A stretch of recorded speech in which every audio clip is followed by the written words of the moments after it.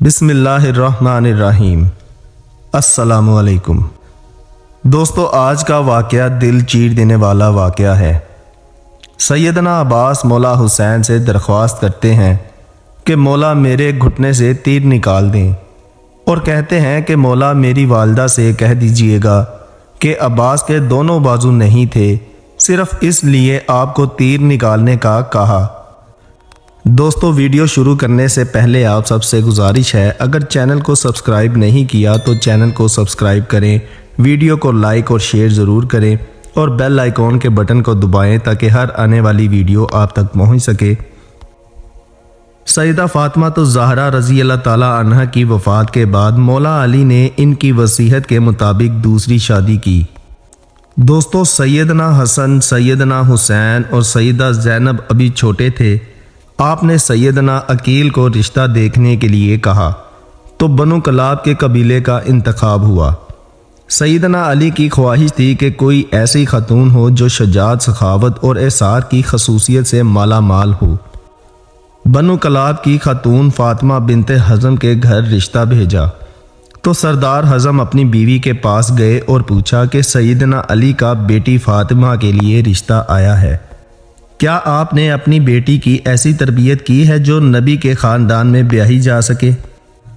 दोस्तों, रिश्ता कबूल होता है तो फातिमा बिनते हज़म सैयदा उम्मुल बनीन सैयदना अली के घर जाती हैं तो सैयदना हसन, हुसैन और ज़ैनब को गले लगा लेती हैं। सैयदना अली से दरख्वास्त करती हैं कि इन बच्चों के सामने आप मुझे भी फातिमा मत कहिएगा, इन्हें इससे इनकी माँ याद आ जाएगी। मैं इस घर में इनकी माँ बनकर नहीं आई बल्कि कनीज़ बनकर आई हूँ।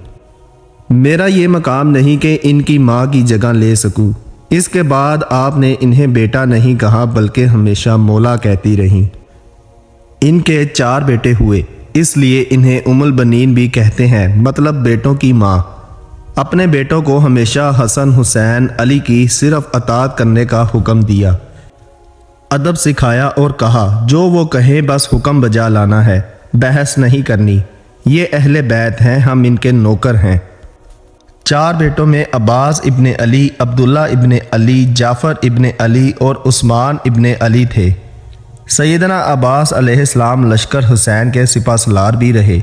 शुजाअत में ये एक मकाम रखते थे, दोनों हाथ से तलवार चलाते थे। जंग सफ़ीन में सैयदना अली ने इनको भेजा तो मोहम्मद बिन हनफिया कहते हैं कि मौला आप सिर्फ अब्बास को क्यों आगे भेजते हैं। तो सैयदना अब्बास कहने लगे, हसन हुसैन मेरे अब्बा की आंखें हैं और मैं इनका बाजू, और बाजू हमेशा आंखों की हिफाजत करते हैं। हालांकि उम्र में हसन हुसैन से छोटे थे, मतलब कि ये सवाल भी नहीं बनता। माँ की तरबियत हर मकाम पर झुकती थी। वाक़या करबला में जब एक एक करके लश्कर हुसैन के सिपाही शहीद होते गए तो सैयदना अब्बास ने मौला हुसैन से दरख्वास्त की कि मुझे जाने दें, लेकिन मौला हुसैन इनसे तलवारें ले लेते और कहते कि तुम बस पानी ले आओ। आप पानी लेने जाते हैं तो यजीदी लश्कर इन पर हमला कर देता है, दोनों बाजू काट दिए जाते हैं, वही जिन्होंने हुसैन की हिफाजत करनी थी। घुटने में तीर लगता है, हुसैन आली मकाम की आंखें भर आती हैं। सैयदना अब्बास मौला हुसैन से दरख्वास्त करते हैं कि मेरे घुटने से तीर निकाल दें, और कहते हैं कि मौला मेरी वालदा से कह दीजिएगा कि अब्बास के दोनों बाजू नहीं थे, सिर्फ इसलिए आपको तीर निकालने का कहा। ये वो अदब था, ये वो इताअत थी जो सैयदा उम्मुल बनीन की तरबियत थी, जिन्होंने सारी ज़िंदगी नबी के इस घराने की कनीज़ बनकर गुजार दी। आपके 4 बेटे इस जंग में शहीद हो गए। अली के 5 बेटों ने इसमें जामे शहादत नोश किया, जिसमें 4 सैयदा उम्मुल बनीन के फर्जंद थे, जो लश्कर हुसैन का ना सिर्फ हिस्सा बने बल्कि माँ माली मकाम पर अपनी जान तक कुर्बान कर दी और सारी उम्र कभी ज़ुबान पर कोई सवाल ना लाए।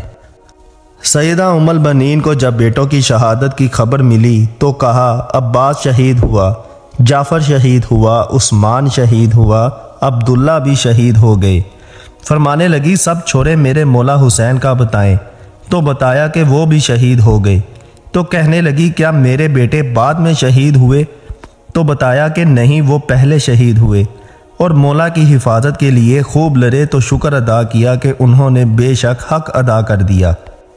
یہ وہ ماں تھی جو اہل بیت کے مقام کو سمجھتی تھی، جس نے اپنے سارے بیٹوں کو ساری عمر صرف اطاعت سکھائی، ادب سکھایا، خود اس گھر کی کنیز بنی اور حسن و حسین کو بیٹا نہیں ہمیشہ مولا کہا۔ خدا ہم سب کو اہل بیت کا مقام سمجھنے اور اس ادب و اطاعت کی ہدایت فرمائے جو سیدہ ام البنین نے اپنی اولاد کو سکھایا تھا۔ دوستو، یہ واقعہ یہاں اختتام ہوتا ہے۔ خدا حافظ۔